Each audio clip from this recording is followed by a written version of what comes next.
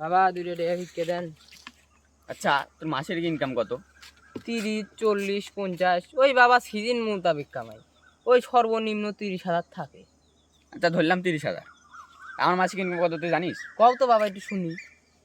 20,000 টাকা। 20,000 টাকা? হ্যাঁ। আচ্ছা। এখন মনে কর যে 20,000 টাকার মধ্যে 5,000 টাকা যায় ঘর ভাড়া, তাহলে কত থাকে? 15,000 টাকা। তার মধ্যে যায় হচ্ছে যে খাওয়া দাওয়া খরচ 5,000, আর কত থাকে? 10,000 টাকা। তার মধ্যে এরপরে ধরে মনে কর যে আমার হাত খরচ টাত খরচ এগুলোতে যায় 3,000 টাকা, তাহলে কত থাকে?